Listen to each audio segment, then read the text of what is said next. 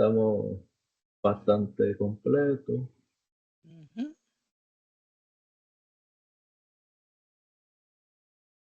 Bueno, pues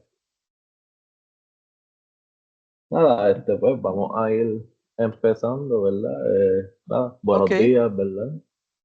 Este, ah, pues primero me presento yo, mi nombre es Isael Real, soy un estudiante graduado de programa de traducción y soy un tutor del CDCL, ¿verdad? Del Centro para el Desarrollo Lingüístico. Eh, Nada, en el día de hoy vamos a estar presentando el taller de El Cuento, que va a estar a cargo de la doctora Ivonne Sanaviti, ¿verdad? Y antes de pasarle el micrófono a ella, ¿verdad? A la doctora, quiero dejarles saber de que para que puedan registrarse, ¿verdad? Y que este, que haya evidencia de que asistieron a la actividad de hoy, voy a estar enviando un formulario por el chat y ese formulario pues ustedes lo van a llenar y así van a registrar su asistencia durante el día de hoy. Entonces, nada, ahora le voy a pasar la palabra a la doctora. sí, buenos días, jóvenes. Mi nombre es Ivonne Sanaviti, soy profesora del Departamento de Español de la Facultad de Estudios Generales y voy a estar con ustedes en la mañana de hoy conversando un rato sobre el cuento. Todos sabemos que es uno de los temas que se discute en todos los niveles del curso de español básico y lo que queremos es que ustedes se familiaricen con algunos aspectos de este género tan cultivado en nuestro país y en Latinoamérica en general, para que cuando comiencen a discutir la teoría del cuento y cuando comiencen a leer cuentos en sus diversos cursos, pues tengan por lo menos una idea, ¿verdad?, de carácter general sobre de qué se trata cuando hablamos hablamos de un cuento. Lo primero que les voy a decir es que el género del cuento ha sido ampliamente cultivado en Latinoamérica y de ahí han salido varios de los cuentistas más célebres de la literatura universal. Julio Cortázar, Jorge Luis Borges, Horacio Quiroga, y en nuestro país, cuentistas de la talla de José Luis González, René Marqués, Pedro Juan Soto, Rosario Ferré, Ana Lidia Vega. Podría seguir, la lista es bastante extensa, ¿verdad? Y es posible que ustedes tengan la oportunidad de leer algunos de esos autores en su curso este semestre y van a tener la oportunidad de trabajar directamente con sus textos. Estas reflexiones que vamos a compartir esta mañana sobre el cuento hispanoamericano en el siglo XX está construida con base en los escritores y los críticos. Por un lado, existe en Hispanoamérica una firme tradición en la que los mejores cuentistas como Quiroga, Cortázar, el mismo Borges, se han pronunciado no solo sobre el arte de escribir, ¿no?, sino sobre escribir cuentos específicamente. Una razón que a veces entendemos que puede explicar ese interés por describir, reflexionar sobre el oficio, es que siempre hay una disputa, ¿no?, entre los lectores, entre los críticos, a veces entre los mismos escritores, respecto de si lo característico de un cuento es su extensión. Si lo que define un cuento es que sea corto y por consiguiente no se acerque demasiado a su contraparte, a la novela, y que un cuento largo no es necesariamente una novela corta, sino que hay unas distinciones fundamentales entre los dos géneros. Esa diferencia de que uno puede ser más largo y otro puede ser más corto es válida cuando hablamos del género mismo, del cuento mismo, pero no así cuando hablamos de el cuento y la novela. Son dos animales distintos, son dos fenómenos distintos. García Márquez, por ejemplo, en una ocasión dijo que el cuento más corto que él conocía es de un escritor guatemalteco que residió en México durante muchísimos años, Augusto Monterroso. Y Augusto Monterroso tiene un cuento que dice así: comienzo, cuando despertó, coma, el dinosaurio todavía estaba allí, punto. Ese es el cuento. Eso pues, ¿verdad? Pues no, un poco nos saca de tiempo a nosotros. Pensamos, caray, qué cosa más extraña, una sola oración se considera un cuento y alguien como García Márquez, Premio Nobel de Literatura, lo considera un cuento. Pero vamos a ver qué es lo que hay detrás de todo eso. Hay dos cosas que son fundamentales en un cuento y son la intensidad y la unidad interna, no ya la extensión. Y eso, la intensidad y la unidad interna, no es absolutamente necesario en la novela, que tiene otros recursos para podernos interesar e involucrar en el mundo que ese texto construye. De la misma manera, cuando uno acaba de leer un cuento, puede imaginarse lo que ocurre antes o después, y todo seguirá siendo parte de la materia y de la magia de lo que leyó. La novela, en cambio, debe tenerlo todo. Cuando termina la novela, pues no debemos tener así esas preguntas, esas inquietudes, esas interrogaciones. El primero de los escritores hispanoamericanos que escribió, ¿verdad?, sobre el género fue Horacio Quiroga, y Horacio Quiroga escribió una pieza que se llama El Decálogo del Perfecto Cuentista. O sea que ya ahí pues vemos la intencionalidad de hablar sobre el género de una manera muy, más o menos, ¿verdad? Más o menos rigurosa. Les voy a leer dos o tres, si no instrucciones o por lo menos comentarios sobre lo que es el decálogo del buen cuentista o del perfecto cuentista según Quiroga. Él dice: cree en el maestro como Dios, como en Dios mismo. Eso suena, ¿verdad?, terrible, todopoderoso. Y los maestros pues pueden ser desde Edgar Allan Poe hasta Chekhov. O sea, no importa cuál sea tu maestro, pues cree en él como si fuera Dios mismo. Segundo, cree que tu arte es una cima inaccesible. No la puedes alcanzar, no la puedes dominar.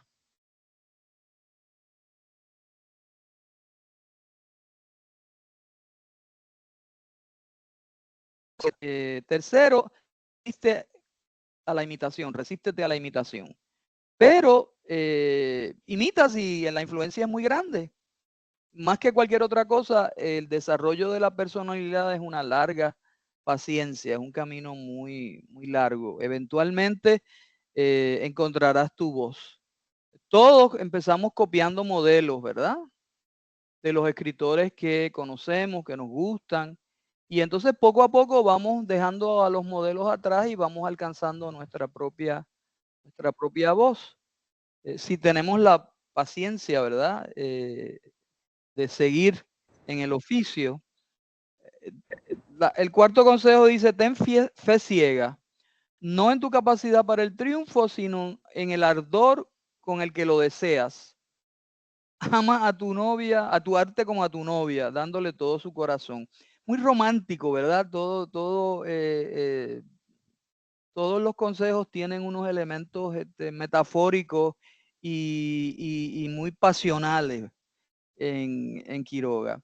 El quinto dice, un buen cuento nace de la significación, intensidad y tensión con que es escrito, del buen manejo de estos tres aspectos. Y aquí me quiero detener porque para mí es lo fundamental respecto del género. Un buen cuento nace de la significación, intensidad y tensión con que es escrito, de manejar bien esos tres elementos. Y cuando leemos a Julio Cortázar, el gran cuentista argentino, descubrimos que en una pieza suya fundamental sobre cómo él escribe cuentos y por qué los escribe y cómo él entiende el género, dice, el cuentista trabaja con un material que calificamos de significativo. Vuelvan a pensar en Quiroga, ¿no? Un buen cuento nace de la significación. El elemento significativo. Pero significativo, ¿qué quiere decir, verdad? Eso es lo que nos provoca la curiosidad. Cortázar dice que el elemento significativo del cuento parecería residir principalmente en su tema, en el hecho de escoger un acaecimiento real o fingido que posea esa misteriosa propiedad de irradiar algo más allá de sí mismo.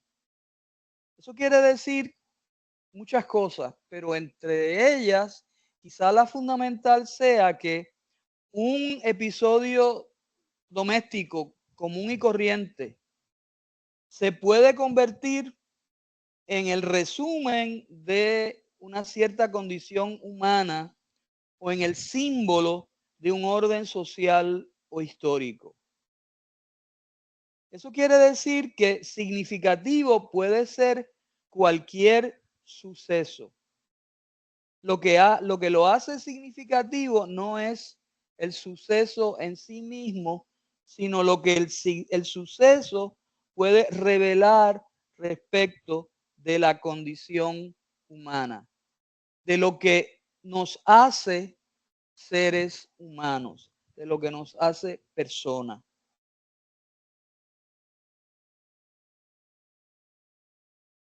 La idea de significación no puede tener sentido, ¿verdad? Si no la relacionamos con la idea de intensidad y de tensión, que ya no se refieren específicamente al suceso, al tema, al de qué trata, ¿verdad? Sino a cómo se trata, al tratamiento literario del tema, al oficio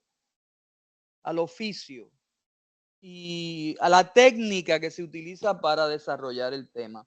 Y aquí es donde realmente se produce, ¿verdad?, el deslinde entre el buen y mal cuentista. Así que ambos coinciden en una cosa fundamental, que es la significación. Y entonces, una vez que el cuentista ha encontrado un suceso que le es significativo, entonces entra el aspecto del oficio. Vamos a empezar a mirar el PowerPoint que les preparé para un poco ilustrar estos elementos con un cuento específico que quiero examinar con ustedes. Es un cuento, uno de mis cuentos preferidos. Es un cuento de un puertorriqueño, de uno de nuestros grandes escritores del siglo XX, uno de los grandes cuentistas de Latinoamérica, de Hispanoamérica, que es José Luis González.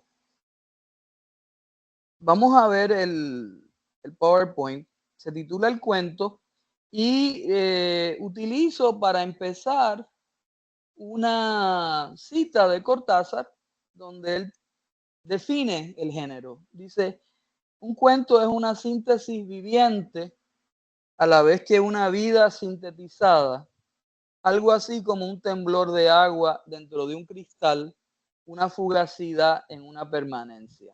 Uy, pero qué clarito está eso, ¿ah? Eso, pura metáfora, pura imagen, pero si me pongo a analizarlo me quedo un poco en babia, ¿no? Una síntesis viviente a la vez que una vida sintetizada. Un temblor de agua dentro de un cristal. Una fugacidad en una permanencia. Hay elementos ahí contradictorios, ¿verdad? Así que muy poética la definición.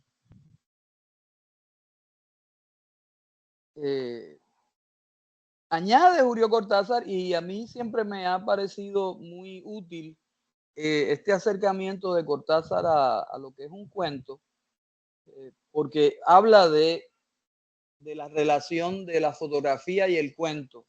Y yo soy muy aficionada, he sido siempre muy aficionada a la fotografía, y por eso me ha captado siempre esa expresión, esa descripción, esa reflexión de Cortázar. Él dice: el arte de recortar un fragmento de la realidad fijándole determinados límites, pero de manera tal que ese recorte actúe como una explosión que abre de par en par una realidad mucho más amplia, como una visión dinámica que trasciende espiritualmente el campo abarcado por la cámara. Aquí lo que tenemos que recordar es algo que caracteriza, ¿no?, la fotografía. Ahora que todos podemos tomar 1000 fotos todos los días si nos da la gana, porque tenemos una cámara dentro de nuestro teléfono celular, que es a la vez extensión de nuestro brazo, de nuestra mano. Todo el tiempo estamos tomando fotografías y quizá no se hayan percatado ustedes de esto, pero quizá yo pueda llamar la atención al respecto. Cuando uno toma una fotografía, uno establece unos límites, los límites que le da el marco de la fotografía. O sea, todo lo que se sale del marco de lo que usted ve a través del lente no va a estar en la fotografía. Por consiguiente, hay un proceso de elección. Cuando usted va a tomar una fotografía, usted decide qué es lo que usted quiere que quede, que entre dentro de los límites de ese marco. Y eso lo decide usted mismo. ¿A partir de qué? Pues lo decide uno mismo a partir de los intereses de uno, a partir de qué es lo que está retratando, a partir del suceso que está tratando de capturar. Ciertamente, si usted va a retratar una boda, pues posiblemente las fotos más interesantes van a ser las de los novios y luego de la familia de los novios. O sea, todo va a estar centrado en eso, ¿no? En los novios, en la pareja que se está casando. Y entonces, pues, no necesariamente a usted le va a interesar la mesa donde están sirviendo la comida. O sea, hay un interés particular y hay unos límites que usted le va a poner a cada una de esas fotos que usted va a tomar. La imagen, eso que usted captura, eso que usted pone dentro de esos límites, de ese rectángulo, porque es un rectángulo, después usted lo puede cambiar, lo puede hacer un perfecto cuadrado, puede hacer 20.000 operaciones, pero es eso, es una imagen dentro de un rectángulo. Esa imagen que usted toma, que usted captura, tiene que valer por sí misma. ¿Qué quiere decir valer por sí misma?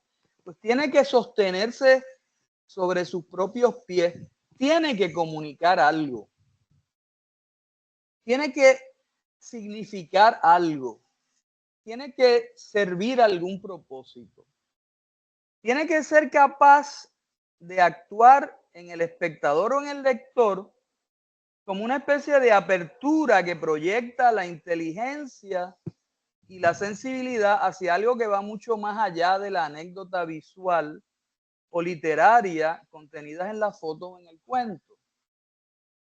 Esa foto de los novios que están, qué sé yo, brindando o se están dando el beso después que reciben la bendición de quien sea, que ya son el señor y la señora, o el señor y el señor, o la señora y la señora, lo que sea. Esa imagen tiene que proyectar algo que va más allá. Tiene que comunicarle a quien la ve algo. Puede ser la enorme y profunda alegría que siente esa pareja por haberse unido en matrimonio.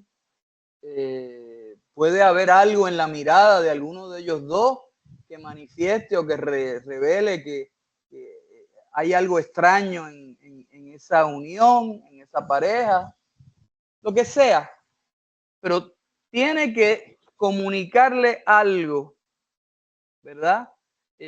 Al espectador, para que el espectador se involucre.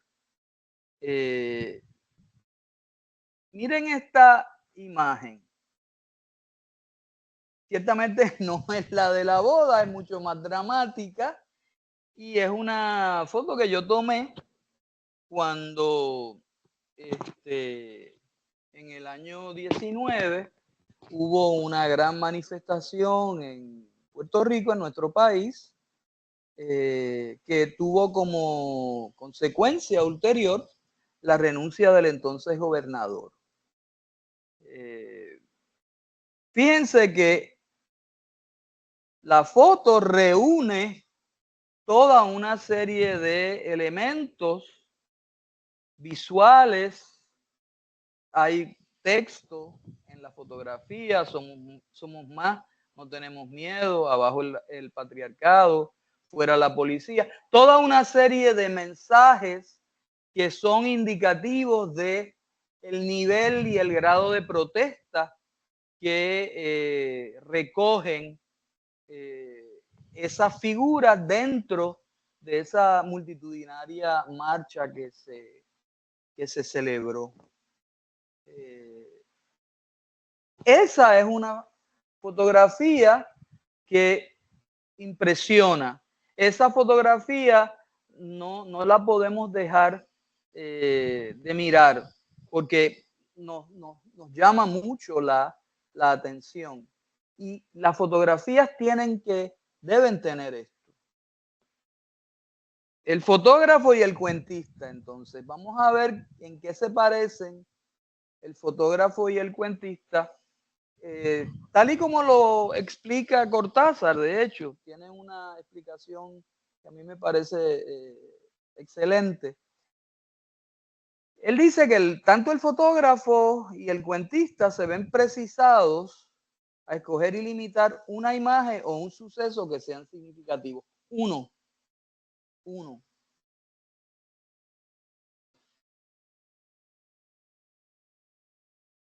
Ese es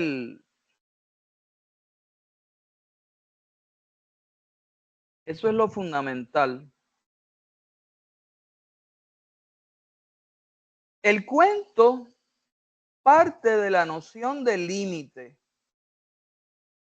y en primer término, de límite físico. O sea, tiene 5 páginas, tiene 10 páginas. Hay un límite. Trata de X, Y, Z personajes a quienes les pasa X, Y, Z suceso, ¿no? El fotógrafo presupone una limitación previa, impuesta en parte por el reducido campo que abarca la cámara. Acuérdense, hablábamos del rectángulo y usted va a retratar solamente lo que entra en el rectángulo. La forma en que el fotógrafo utiliza estéticamente esa limitación, ¿verdad? Ahí entra de nuevo el aspecto del oficio. Si es un buen fotógrafo, logrará utilizar bien ese espacio limitado que tiene. De la misma manera que si es un buen cuentista o una buena cuentista, utilizará esa limitación, ¿verdad?, que presupone el género del cuento. Dice Cortázar que un cuento gana por knockout, y aquí una referencia muy al boxeo, ¿no? A un deporte muy, algunos lo rechazan, otros lo admiran muchísimo, pero en fin, eso es irrelevante. Él utiliza el concepto este del knockout, que te dan un puño, un puñetazo, y el oponente cae al suelo y no se puede levantar, y por consiguiente ya la pelea se terminó. Eso es un knockout, ¿no? Un buen cuento es como un knockout, dice Cortázar, incisivo, mordiente, sin cuartel desde las primeras frases. Dice, me sorprendería que encontraran elementos gratuitos, meramente decorativos. O sea, cuando un boxeador va a conectar un golpe en la quijada de su oponente para dejarlo tendido en el cuadrilátero, ciertamente no va a entrar en otras consideraciones. Él va a descargar ese golpe contundente para lograr su objetivo, que es tumbar al oponente, tumbarlo y que se quede en el suelo. De la misma manera, eso quiere decir que el cuento lo que va es a provocar una sola reacción en el lector. Y todo lo que se incluye, todo lo que se incorpora, todo lo que se utiliza en el cuento está contemplado desde ese efecto. No puede haber nada que sobre, no puede haber nada aleatorio, no puede haber nada decorativo, no, todo tiene que estar en función de eso. Hay una absoluta y total concentración.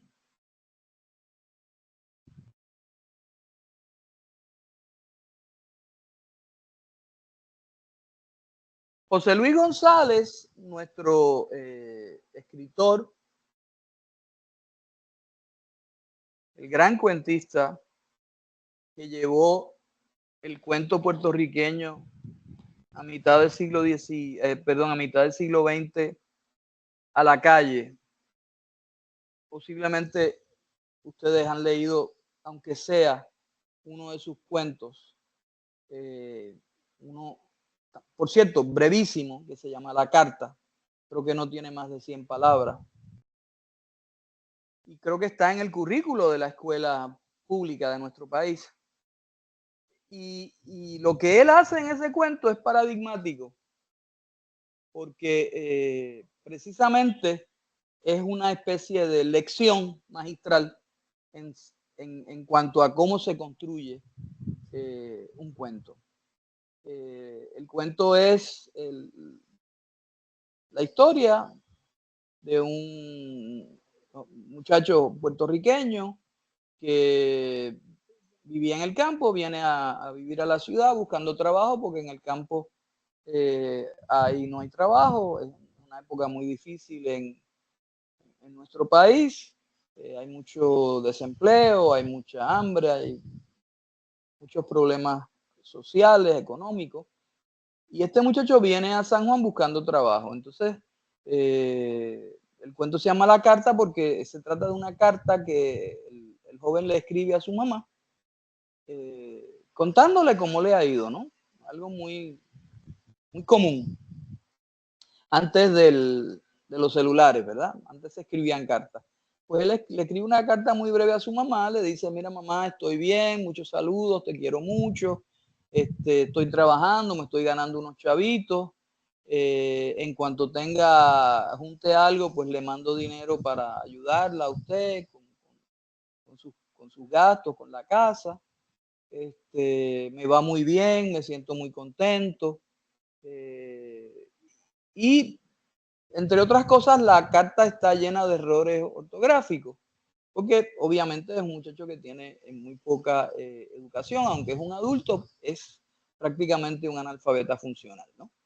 Entonces, cuando él termina de escribir la carta, el narrador nos dice que el muchacho dobla la carta, la mete dentro del sobre, cierra el sobre, y entonces se para, ¿verdad? Me parece que se acuclilla, se pone en cuclillas, se añangota en frente al correo, donde va a echar la carta en el buzón, y entonces empieza a pedir limosna para conseguir los 2 o 3 centavos que cuesta el sello que le va a poner a la carta que le va a enviar a su madre. Y ahí termina el cuento. Eso es todo. Ciertamente es un suceso muy sencillo, pero a la misma vez riquísimo en connotaciones, ¿verdad? Toda la problemática de la penuria de nuestro país en los años 30 y 40 está presente en el cuento. Toda la vergüenza de ese joven que no puede admitirse a sí mismo ni a su mamá, que es el ser más cercano, que tiene problemas, que no le va bien. Todo eso está junto y revuelto en el cuento y lo logra de una manera totalmente, ¿verdad? Totalmente clara y sin melodrama. Pues ahí tenemos un ejemplo, ¿verdad? Un gran ejemplo de un gran cuento. Y José Luis es precisamente el escritor que trae a nuestra literatura lo que llamamos el mundo de la ciudad. Publica un libro que se llama El hombre en la calle, y todos los cuentos que aparecen en ese libro son cuentos sobre la vida en la ciudad. Antes de eso, pues los cuentistas estaban centrados en el mundo rural puertorriqueño, pero a partir de él empieza a moverse, a explorar los problemas de la vida en ciudad. Entonces, José Luis también ha reflexionado sobre el género y les voy a leer la cita. Solo cuando la vida refrendó el conocimiento que yo había adquirido en los libros que he escrito, fui capaz de escribir La noche que volvimos a ser gente, que es el cuento que vamos a analizar. La noche es la culminación de un proceso de crecimiento ideológico, artístico y sobre todo vital. La profunda y simple fe en la gente, por el mero hecho de ser gente, es el resorte que genera la noche, que genera el cuento. Entonces él nos dice que solamente cuando él llegó a un punto de su vida en que había entendido 2 o 3 cosas sobre lo que era vivir y lo que era la vida, pudo escribir La noche que volvimos a ser gente. El cuento no tiene ideología, ni religiosa, ni política, ni económica. Es simplemente un cuento sobre la gente, sobre un grupo de gente. Y entonces él mismo se da cuenta, y por eso lo escribe, él mismo se da cuenta de lo que ha podido lograr en ese relato.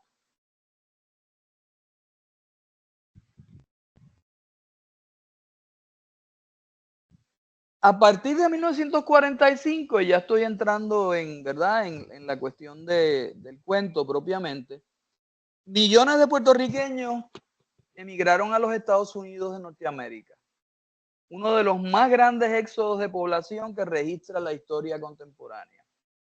Prácticamente todos los puertorriqueños hemos tenido algún contacto directo o indirecto con la experiencia migratoria. Yo siempre le pregunto a mis estudiantes, en algún momento del semestre, cuando estamos trabajando precisamente el tema de la emigración, les pregunto, levanten por favor la mano los estudiantes que aquí en este salón tienen algún familiar o han tenido algún familiar que vive, reside, trabaja en los Estados Unidos. Y sin falta, sin fallar, todos los estudiantes, incluyendo a la maestra, levantamos la mano porque todos tenemos algún familiar que vive, trabaja o estudia en los Estados Unidos. Así que eso les da a ustedes una idea de la dimensión de el proceso migratorio de nuestra gente. Al margen de que ahora mismo hay más puertorriqueños que viven en los Estados Unidos que los que vivimos aquí en la isla. Así que eso nos da, ¿verdad? Eso nos da una idea de la magnitud de esa inmigración. Aquí tienen una foto de la época, un avión de la línea Pan American, que era la línea que funcionaba en esa época y que era la que más gente transportaba a los Estados Unidos. Y pueden ver en una esquinita, es un avión de hélice, de hecho tenía 4 motores. Y entonces si se fijan en cómo está vestida la gente, se van a dar cuenta de cómo han cambiado los tiempos. Ahí vemos una nenita que va con su muñeca y está vestida como si fuera para a salir a casa de alguna gente o a una fiestecita o un cumpleaños con su mejor traje de domingo. Las mujeres incluso utilizan sombrero. Los hombres van todos con chaqueta y corbata y sombrero y abrigo en algunos casos. Ciertamente no son los pasajeros de hoy día, ¿verdad? La emigración entonces fue un tema necesario para un escritor como José Luis González, quien desde su aparición en la vida literaria del país se afanó mucho por mostrar conflictos propios de la condición humana dentro de nuestro marco histórico, político y social. En la dedicatoria de su libro El hombre en la calle de 1948, el que les mencionaba hace unos instantes, José Luis dice: en Puerto Rico queda por iniciarse una literatura urbana. Y él la inició. González mueve a su generación a prestar atención al tema de la emigración. El impacto del cuento en Nueva York, publicado en el periódico El Boricua en 1947, e incluido en el libro de cuentos de José Luis, El hombre en la calle, se manifiesta 9 años después en el libro de cuentos Speaks de Pedro Juan Sotro, otro de nuestros grandes cuentistas. Dice Pedro Juan: Speaks es intento de venganza, porque de los 7 cuentos de El hombre en la calle, solo uno ocurre en Nueva York, mientras que los 7 míos corresponden a las 7 maneras de contemplar esa ciudad. Así que José Luis empezó a hablar de los puertorriqueños y las puertorriqueñas en el espacio urbano de nuestro país, y Pedro Juan lo llevó un paso más allá, lo llevó a la ciudad de Nueva York. Y lo consigna así en la introducción de su libro, de su gran famoso libro Speaks. Vamos a analizar el cuento de José Luis, La noche que volvimos a ser gente, y vamos a utilizar pues los mecanismos que utilizamos en clase cuando trabajamos un cuento. Vamos a ver las cosas, los aspectos técnicos que vemos, todo aquello que tratamos de examinar cuando trabajamos un cuento. La noche que volvimos a ser gente. Utilizamos 2 categorías para deslindar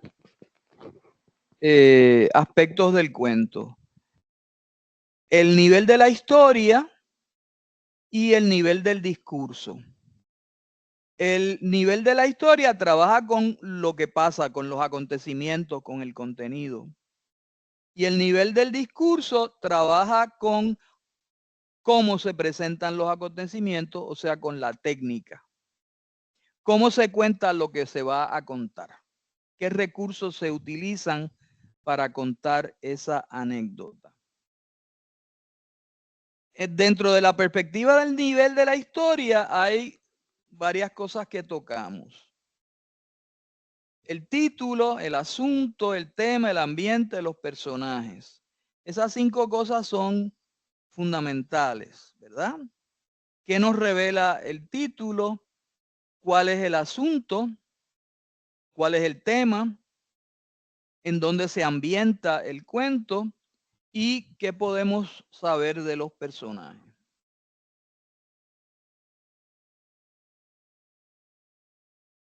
Este cuento se titula La noche que volvimos a ser gente. Ese título es revelador para comprender el cuento, porque obviamente el título se refiere a un suceso que cambió radicalmente el derrotero existencial del protagonista y de todos los que compartieron la experiencia. Vamos a descomponer el título en sus elementos. Lo primero que debemos recordar es que la noche que volvimos a ser gente no es una oración gramatical, es una frase. La noche que volvimos a ser gente no tiene un verbo conjugado, por consiguiente es una frase. Así que vamos a ver cuáles son los elementos. La noche. El artículo definido la comunica que no se trata de una noche cualquiera. Se trata de una noche específica en que sucedió algo que merece ser recordado. Es la noche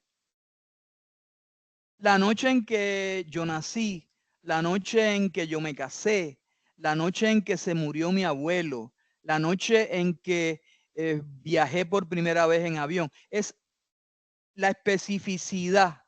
El artículo me da la especificidad del acontecimiento. Que volvimos, disculpen, que volvimos.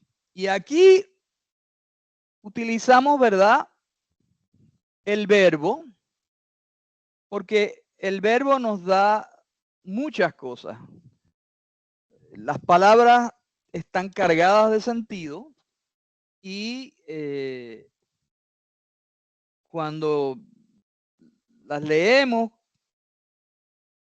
reverberan un poco en nuestra memoria de largo alcance y traen a nuestro presente, de esa memoria de largo alcance, traen al presente muchas cosas. El verbo volver aquí se usa en la primera persona del plural, volvimos, nosotros volvimos. Eso quiere decir que lo que pasó le pasó a un grupo de gente, ¿verdad? Desde simple y llanamente, desde la referencia a la primera persona plural, nosotros. Que todos nosotros. Los que están dentro del cuento y los que estamos fuera del cuento. Es un nosotros muy inclusivo. Volver, ¿qué significa? Pues dar la vuelta a una cosa, girarla de manera que quede a la vista lo que antes estaba oculto. Volver también significa retomar, regresar o reanudar. Entonces, que volvimos, el relativo, que volvimos quiere decir que ese grupo de personas volvió a ¿qué? A retomar, a reanudar, a regresar a algo, ¿verdad? Por la mera significación, por el mero significado del verbo. Ok, entonces, ¿qué es lo que hemos vuelto? ¿A qué hemos vuelto? Hemos vuelto a ser gente. ¿Qué significa en el español de Puerto Rico ser gente? Esa es una expresión muy antigua, todavía viva en nuestro español hablado y con muchísimo contenido de significado. Pero fundamentalmente, ser gente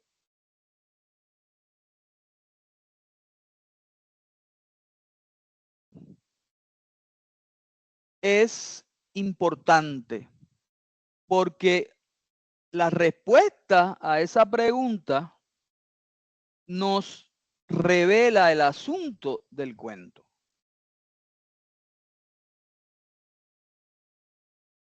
¿Y qué es el asunto de un cuento? El desarrollo de los sucesos de la narración, una síntesis del cuento. Cuando a ustedes les piden que redacten o que expresen verbalmente cuál es el asunto de un cuento, lo que se les está pidiendo es que elaboren, desarrollen una síntesis del cuento. Y una síntesis es un resumen, ¿verdad? Un resumen. La noche que volvimos a ser gente narra un suceso que cambió radicalmente el derrotero existencial del protagonista y de todos los que compartieron esa experiencia.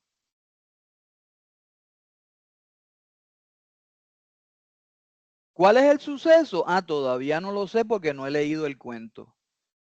Pero sí leí el título y el título me está diciendo eso. Algo le pasó a esa gente esa noche en particular que les cambió la vida o les cambió la manera de entender alguna cosa. Como cuando en los muñequitos le prende la bombilla en la cabeza al personaje. O la iluminación que llamaba James Joyce. Es la misma cosa. La trama, sin embargo, que es otro de los elementos que discutimos cuando analizamos un cuento, es el orden cronológico de diversos acontecimientos presentado por un autor a un lector. O sea, lo que pasó en algún detalle. Pues aquí yo les resumí cuál es la trama de ese cuento, La noche que volvimos a ser gente. La noche que volvimos a ser gente trata de un obrero emigrante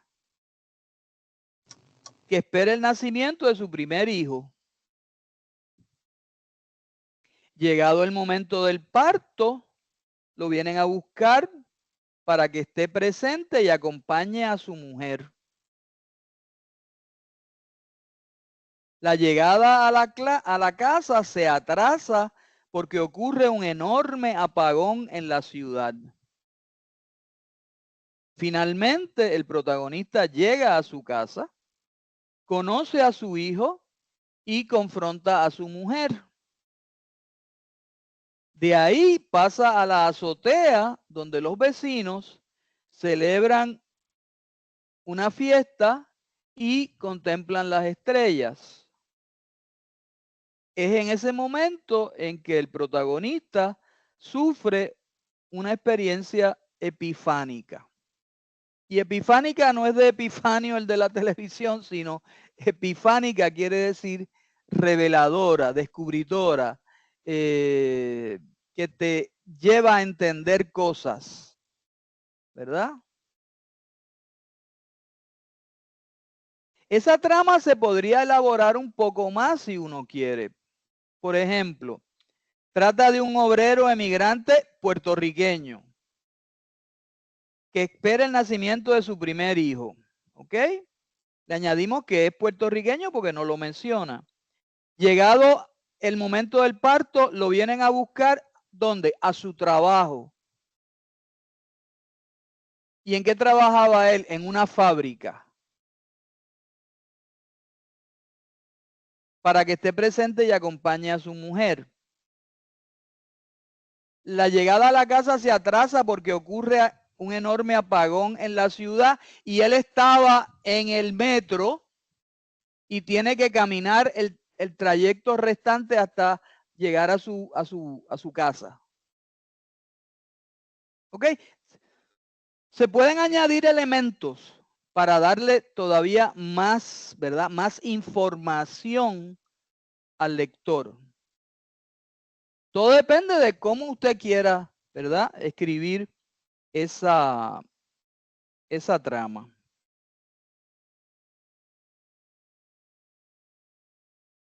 Disculpen. ¿Qué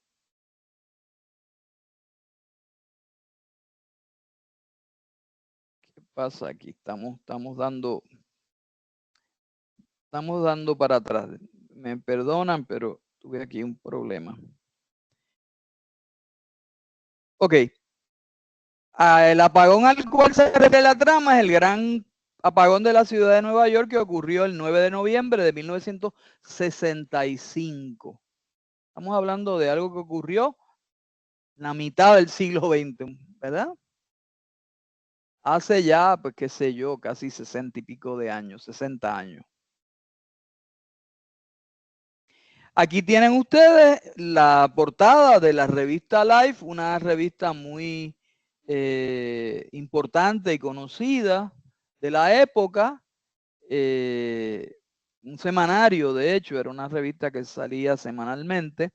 Y hay una foto de cómo se veía la ciudad a oscuras. Dice 5:28 p.m. noviembre y las luces se fueron.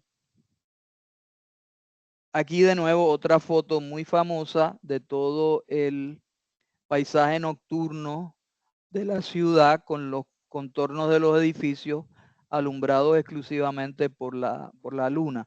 La foto no es un montaje de inteligencia artificial, es una foto real de la época.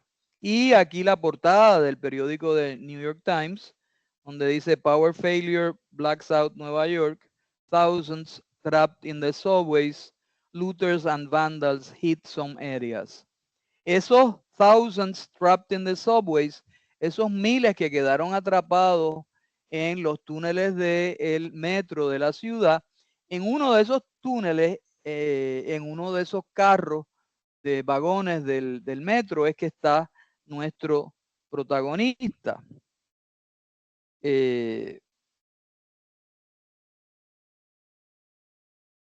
Les voy a leer.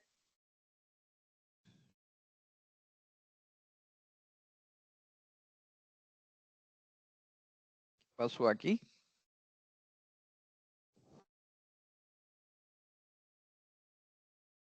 Ok. Vamos a ver entonces cuál es el próximo elemento, que es el tema de el cuento.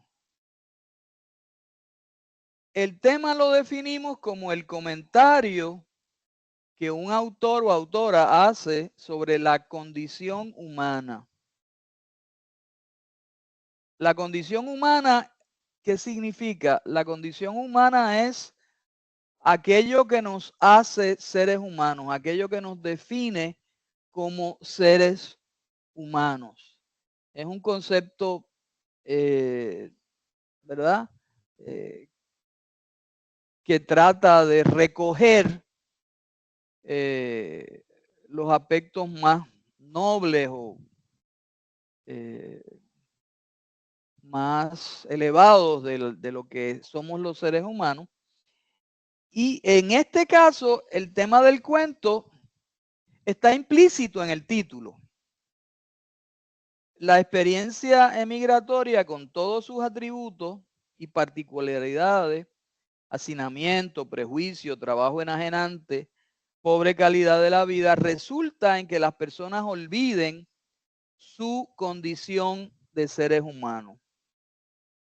¿Y por qué decimos eso?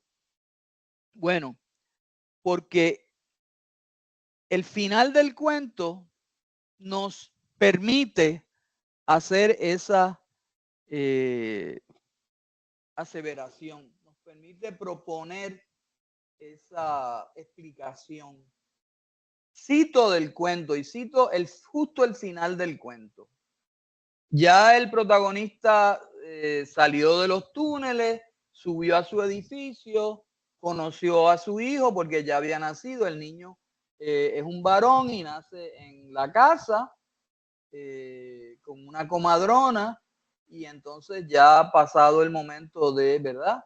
De haber conocido a su hijo y de ver a su esposa, saludar a los vecinos y qué sé yo. Le dicen que hay gente en la azotea que están tomándose unos tragos, cogiendo fresco y conversando. Y entonces él sube, ¿verdad?, a la azotea para compartir con la gente, porque el hombre está lleno de emoción, está cansado, tiene muchas emociones, ¿verdad?, revoloteando dentro de sí, y entonces se va a la azotea porque es el lugar donde se respira. Tradicionalmente, yo no sé si ustedes han visto fotos de los emigrantes puertorriqueños de la época, desde los 40 hasta los 60, específicamente los que vivían en las grandes ciudades como Nueva York, Chicago, etcétera. La gente se iba a la azotea con mucha frecuencia a sacarse fotos, a tener get-togethers, a reunirse, a conversar, a tomar, a celebrar cumpleaños, porque la azotea les daba el sentido de espacio. No estaban hacinados en los apartamentos, sino que la azotea le daba ese sentido de espacio, de luz. Acuérdese que somos caribeños, que vivimos siempre de cara a la luz. Y la oscuridad es algo que nos todavía, ¿verdad?, pues causa un poco de incomodidad. No estamos muy acostumbrados, preferimos la luz. Y entonces aquí, esta última escena, él está con una vecina y la vecina le dice, nombre cristiano, por ahí no, mire para arriba. Y claro, para arriba es, obviamente, si están en la azotea, mire para el cielo. Y entonces él interviene y dice, y ahí fuera donde yo caí en cuenta. Porque yo no sé si tú me lo vas a creer, pero aquello era como un sueño. Y el cielo estaba todito lleno de estrellas, como si todos los cocuyos del mundo se hubieran quedado a descansar en aquella inmensidad. Pero era que después de tanto tiempo sin poder ver el cielo, ya se nos había olvidado que las estrellas existían. Y es que, según mi pobre manera de entender las cosas, aquella fue la noche que volvimos a ser gente. Y ahí termina el cuento. Entonces, el tema, que es el comentario que hace un autor sobre la condición humana, lo que nos dice, pienso yo, y creo que lo puedo apoyar en el texto, porque cada vez que uno dice o afirma o propone algo sobre un texto, ya sea poesía, cuento, lo que sea, tiene que encontrar apoyo en el texto. No te lo puedes sacar de la manga, ¿verdad? Es que el tema de este cuento en particular no tiene que ver con que le nazca un hijo esa noche, no tiene que ver con que se quede encerrado en el metro. Todas esas cosas colaboran y contribuyen para que él llegue a esa azotea. Y para que él se enfrente a un cielo lleno de estrellas, rodeado de sus compatriotas, de sus compueblanos, de sus vecinos, de su familia. Y entonces ese encuentro del personaje con el cielo estrellado, cosa que no se ve nunca en una gran ciudad. De hecho, nosotros a veces no podemos ver las estrellas. Nos tenemos que ir a uno de los pueblos de la isla donde no hay tanta iluminación si queremos ver una noche estrellada. O si no, pues Luma nos ayuda muchísimo últimamente porque como nos dejan sin luz con tanta frecuencia, pues podemos ver las estrellas del cielo. Pero en fin, esa es otra historia. El encuentro que él tiene con ese cielo estrellado y abierto le da al protagonista ese sentido de que él es un ser humano, de que no es una máquina, de que no es una tuerca más en una rueda que va dando vueltas todo el tiempo, de que él es único, de que él es persona, de que él es gente. Todo lo que pasa en el cuento pasa en función de eso, en función de que el personaje llegue a la azotea y diga, al encontrarse con el cielo estrellado, diga esas palabras. Imagínense ustedes que el cuento se hubiera terminado cuando él conoce al hijo. Se queda trunco. No tenemos ese sentido de cierre, de totalidad que sentimos cuando llegamos a este punto en la narración.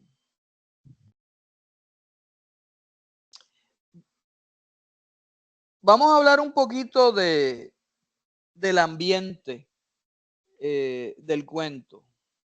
Uy, no tenemos tiempo. Discúlpenme. Déjenme consultar aquí con los técnicos del centro un segundito. Ajá. Sí. No, nos pasamos de tiempo, ¿verdad?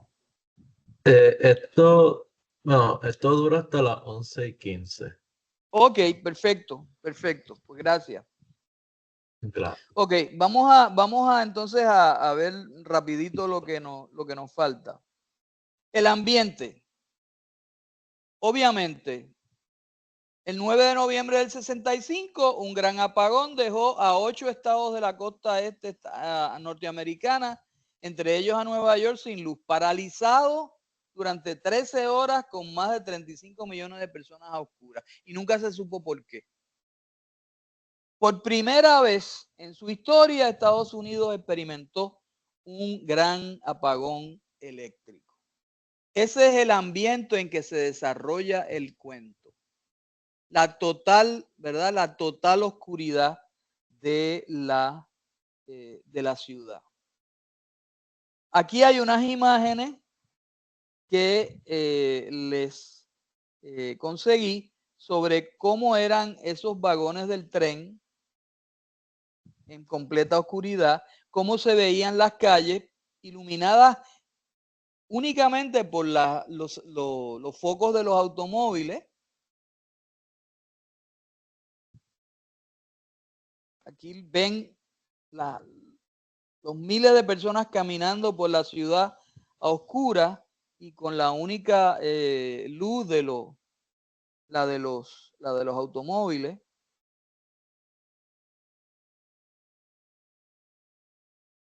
Al desconcierto inicial de que se fuera la luz, se le sumaron problemas en los metros, autobuses, congestiones de tránsito, tapones. La avería eléctrica se produjo alrededor de las 5:30 de la tarde y duró hasta las 6 de la mañana. Recuerden, ocurrió en noviembre y noviembre es invierno. Y en el invierno ya a las 4 de la tarde es de noche. O sea que ocurrió a las 5 de la tarde, 5:30 de la tarde, pero ya era oscuro, ya era de noche. Miles de personas quedaron atrapados durante horas en los trenes que se detuvieron en el mismo lugar donde les cogió el apagón. Allí mismo se quedaron. Eventualmente abrieron las puertas de los vagones y la gente empezó a caminar por las vías del tren para salir del metro a las aceras. Así que fue una experiencia colectivamente aterradora, ¿verdad? Porque no había ocurrido nunca antes nada parecido. Así que la gente tiene que haber experimentado muchísimo miedo.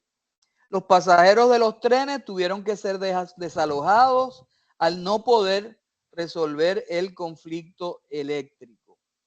Miren a la gente durmiendo en la calle, durmiendo en las estaciones del tren, porque claro, había gente que vivía a una distancia demasiado grande como para caminarla, ¿no?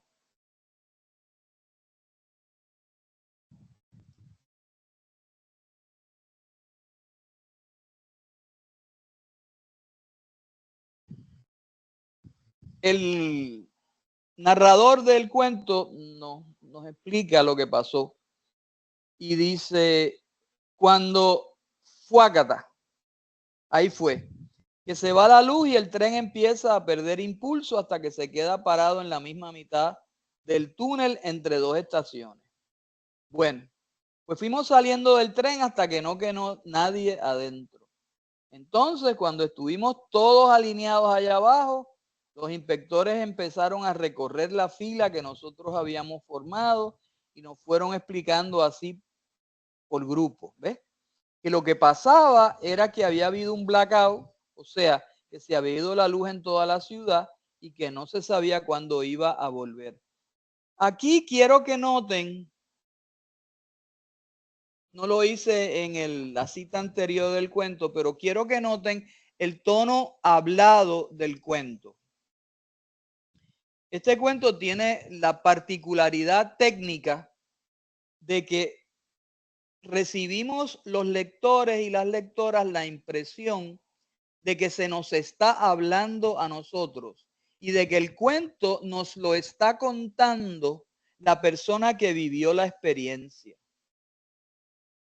Y además utiliza montones de frases, palabras, expresiones, giros coloquiales propios de nuestro español, del español de Puerto Rico de la época. Incluso hay algunas cosas que quizá ustedes, jóvenes del siglo XXI, desconozcan. Yo no sé si ustedes han escuchado alguna vez esa expresión de fuácata, ¿verdad? Para expresar algo que ocurrió de repente. Y, por ejemplo, en la próxima oración que empieza diciendo, bueno, pues fuimos saliendo, esa muletilla, ¿verdad? Propia del discurso oral, propio del discurso coloquial. Todo eso está muy presente en el cuento. Aquí tienen más fotografías de la gente, ahí están dentro de los túneles propiamente, tratando de ver cómo sacan, ¿verdad? Entre los inspectores y los funcionarios, cómo sacan a todas esas miles de personas a la calle.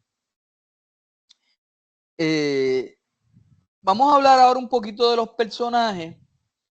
En lo que atañe a la caracterización de los personajes, José Luis González nos coloca frente a un emigrante puertorriqueño que le cuenta su relato a un supuesto interlocutor que obviamente resulta ser el lector, nosotros o nosotras. A ese binomio protagonista-lector, González incorpora otro personaje, el cual cumple la función de introducir el tema del humor en el cuento. Y es un personaje que se llama Trompoloco. Si ustedes quieren divertirse y pasar realmente por una serie de experiencias emocionales diversas y distintas, lean La noche que volvimos a ser gente y gócense al personaje de Trompoloco, porque es un personaje que es realmente único en nuestra literatura.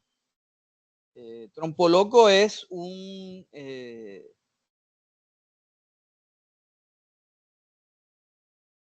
deficiente mental, es un joven que tiene problemas de aprendizaje. Sin embargo, es una persona que está totalmente integrada a la comunidad a la cual pertenece. Y al principio del cuento, el protagonista lo presenta y dice que si me acuerdo, se acuerda el barrio entero si quieres que te diga la verdad, porque eso, o sea, lo que pasó esa noche, no se le va a olvidar ni a Trompoloco, que ya no es capaz de decir ni dónde enterraron a su mamá hace 15 días. Lo que pasa es que yo te lo puedo contar mejor que nadie por esa casualidad que tú todavía no sabes. Pero antes vamos a pedir unas cervezas bien frías porque con esta calor del diablo, ¿quién quita que hasta me falle la memoria? Cuando él presenta a Trompoloco, lo presenta tal cual. El nombre ya es un nombre que se remite a la personalidad de ese carácter, ¿no? Trompo, que da vueltas, pero que da vueltas como un loquito. Entonces apunta, ¿verdad? El cuento apunta a, a esa deficiencia mental que tiene el personaje, pero que sin embargo lo hace desde el comienzo. No es un personaje marginado, como lo podría ser el personaje del cuento de los inocentes de Pedro Juan Soto, sino todo lo contrario. Este personaje es un personaje que José Luis incorpora con un gran afecto, ¿verdad? Muy amorosamente lo incorpora al cuento, a lo que pasa en el cuento, porque este personaje de Trompoloco es el muchacho de los mandados. Trompoloco es la persona que va a buscar al protagonista a su trabajo para decirle que su mujer está dando a luz y que se tiene que salir del trabajo, pedir permiso e ir a la casa porque su mujer está, como dice Trompoloco, pariendo. Entonces, de inmediato, la primera aparición de Trompoloco es la de un individuo que está integrado a la comunidad, que es parte de ella, que cumple una función valiosa en ella, ¿verdad? Y que nos va a ofrecer, ¿verdad? Nos va a regalar unos momentos muy, muy jocosos a lo largo de la narración. Trompoloco es en gran medida el depositario del humor en la narración. Es el mensajero, es el que se enfada si no le compran dulces, es el que se orina en el túnel del metro durante el apagón. Es un deficiente mental, pero no es un marginado. La comunidad lo protege, lo acepta y es parte integral de la colectividad hispana, en donde todavía los vínculos comunitarios prevalecen sobre la deshumanización urbana. Es un gran personaje y si ustedes se entusiasman, los conmino, les invito a que lean el cuento y conozcan a Trompoloco. Bueno, yo creo que así ya sí llegamos al final del tiempo y se lo cedo a mi compañero en el caso de que haya, pues no sé, algunas preguntas que quieran ustedes formular y que yo pues buenamente trataré de contestar.